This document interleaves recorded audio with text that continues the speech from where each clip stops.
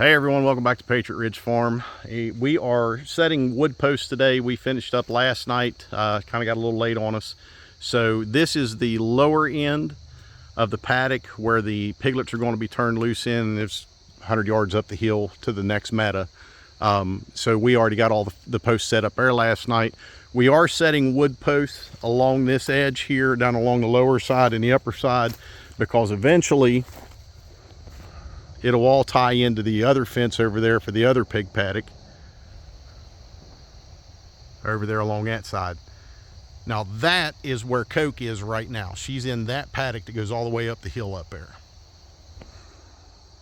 So the reason we're doing it like this is because eventually, so the electric will be on this side of the fence here for the pigs, but then we're going to do field fence on this side for in the future when we ever get lambs or even cattle later on.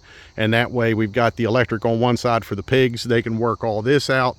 Lambs can have the meadow to graze in, and then we can rotate the pigs out of one paddock into another and bring lambs in, you know, or put lambs in first and then put pigs in and then bring lambs down here.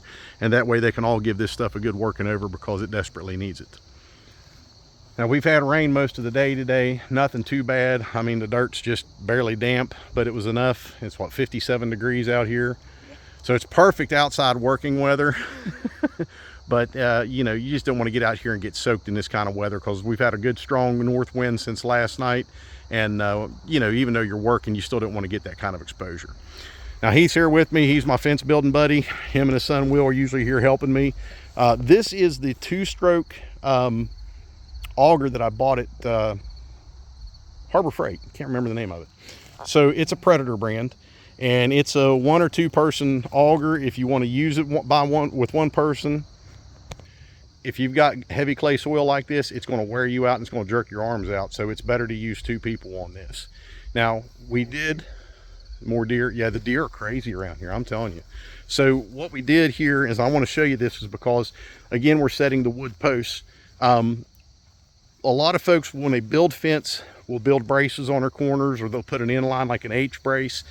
I've done that all my life a lot, well, especially when I was growing up working a bunch of farms and stuff around here.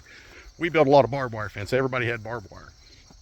And so they would just build kind of not the greatest, you know, corner braces and stuff like that, unless somebody had a lot of money back then and they were getting a good professional series done. But you know, we built fence. I built fence all over this hollow in both counties growing up and everything. And what I've come to learn here, and I've actually done a lot of reading and talked to a bunch of folks. So like these posts right here, I think these things are about $10 to $12 each right now, the treated fence posts.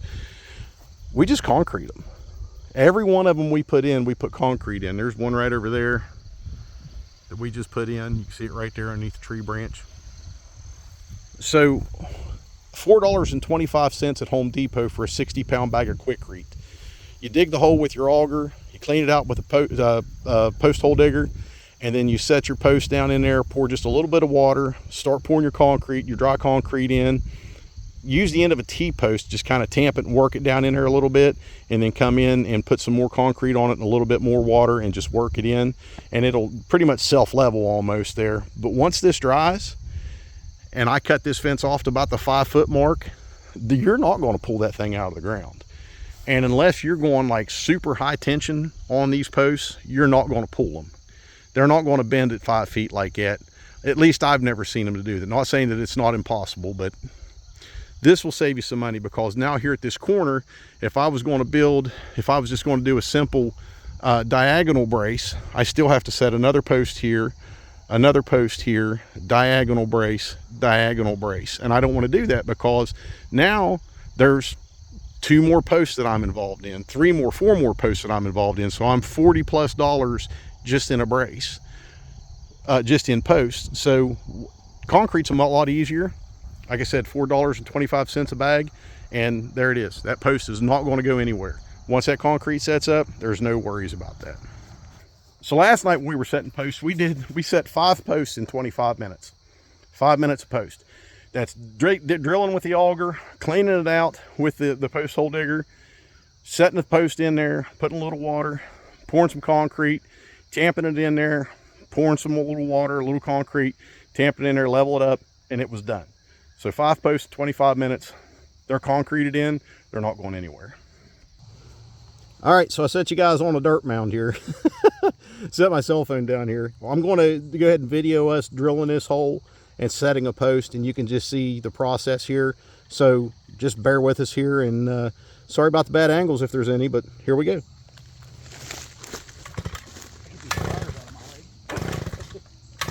Turn it on? Yep, it's on. Okay.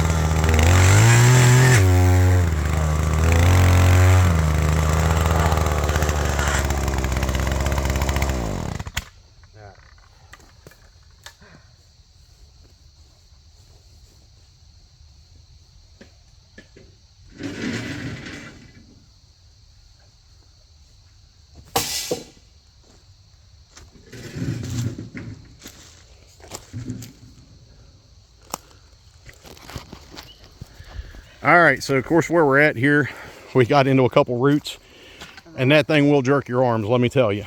So we're probably a little less deep than what we normally run, but because we're going to be concreting them in, it really doesn't matter. So Heath will clean that thing out of there. Is that a rock down there, or is that a root? Is that what it is, big old rock? Big old rock. Yep. Surprise. Yeah. Get through the clay and the roots, and guess what you find? West Virginia rock. West Virginia rock. Turkey feather.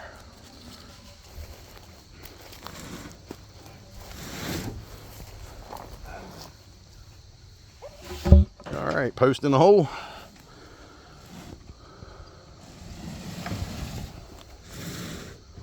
Heath's getting the concrete. Since I'm standing here holding the camera in the post, it's my excuse anyway. And the water, look at the man. 5-gallon bucket of water and a 60-pound bag of concrete. Look at you. Hey, it's got to get done. Most of the time I'm the one standing around. Yeah, no, not at all. I wouldn't have got done near as much as I have if it wouldn't have been for you and Will, buddy. It's always nice to have kids. Yes. Kids that are adults. Yes. That way you kind of escape that child labor whole issue.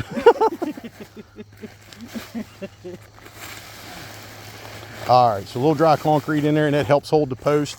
We can kind of rough level it here. Did you grab the level? I'll grab the level. I think I laid it. I'll grab it. All right. All right, get some Blair Witch action going on here, make everybody motion sick. All right, so we'll just kind of rough level this. That looks good there. Let me see. All right, rough level. Whoa, need to get way this way. Holy crap, that much more? Is that right? Oh no, getting to go the other way. All right, stop there. You're looking through the camera. I am. It's really not the easiest thing to do, especially when I got daggone mosquitoes flying in my eyeballs and biting me on the neck.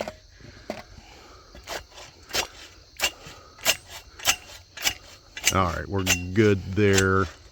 Off just a little bit. All right, I'll let you tamp there. So just using the end of a T-post. I've got 3 spud bars that I cannot find. They're all over the farm here somewhere. See what that looks like, Mike. Pour up more concrete on it. Yeah, dump more concrete. So we need to go over just a little bit. And it's just snug enough to where just a little push there. There we go, we're level there. And push it uphill just a little bit, Heath. Right there. All right, good enough for government work. Just more on the top. All right, and he'll just tamp it until all of it's good and wet, and it'll just kind of settle in there, and we'll walk away from it, let it dry. Couple of days, we'll come back and put the insulators. Yep, yeah, we'll come back through, put the insulators on after we get the T-post set in between them, and a little step-in post where we need to, and we'll throw the insulators on and start stringing. Everybody's seen our West Virginia legs here. Yeah. As you can see standing on the side of a hill all the time, that's that going joke. Everybody in West Virginia's got one leg shorter than the other, one leg longer than the other, however you look at it, because we're always walking out around the side of hills.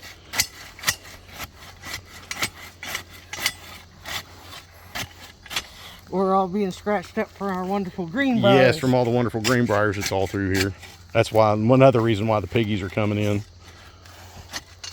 All right, so like I said, this is just what we do. I'm sure there's going to be naysayers out there. Somebody's going to have comments about that they're a professional fence builder and they don't recommend this, and they've got tried and true methods. That's why I'm not a professional fence builder.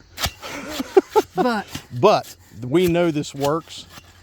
I've done this for a long time. I've built a lot of fences all the way up and down this hollow here over the years, you know, as a kid growing up, working the farms and stuff like that. This saves you from having to do all the braces and stuff that you need. And like I said, once we cut these things off to the 5-foot level, we're good to go. They're not going to pull, they're not going to bow, they're not going to pull them out of the ground for sure. There's 60 pounds of quickreed in there holding those things in there. So it's not an issue. So you've seen how quick that goes. That little 2-cycle auger, that thing works great, especially for areas like this. I've got an auger for the back of my tractor, but you know, then you have to take the time, take the other implements off, put that on, get the tractor up here, back the tractor around, get it set, drill your hole, you hit rocks, you hit roots. This thing is so much easier. Well, I won't say it's easier, but it's so much more convenient to use, especially in terrain like this and stuff. And you're not trying to get in between trees or anything like that. Grab it, walk to it, start it, drill it, clean it out, set your post, pour the concrete, level it up, you're done. And I'm not spending a whole bunch of extra money on extra posts to put H braces in or corner braces or anything like that, because like I said, this is going to be pig fence, it's going to be electric fence on the inside of it, and then it's going to be field fence on this side of it. So on the inside here, so they can get into the meadows and the grass. So that's why we're doing it like this. We'll set T-posts in between every so, I can't remember what we're going to do. I think we're about every 30 feet or so, roughly like that. Every 30 feet. So like every 30 feet in between, or we'll split the difference between like that post and this post here, and we'll go that route. After that, it'll just be a little step-in post where we need it to pick up the slack, pick up the sag, and then when we do the field fence here, it'll attach to the post, the wooden post, and then it'll attach to the T-post. So electric on one side, field fence on the other, and we're good to go. All right, so that's it. I'm not going to tie you guys up. We still got 2 more to set. So we've got two more to set, and we're done. We're just going to wait for the concrete to dry. Then we'll come back later. We'll run the T-posts in between, and then we'll start stringing wire and hopefully get the piglets in here. Well, I go pick up the greenhouse next Friday. So I'm going to go pick it up next Friday, and we'll get this paddock finished hopefully by that weekend, and then get the piggies turned loose in here, and then we'll start on the greenhouse. So that's it.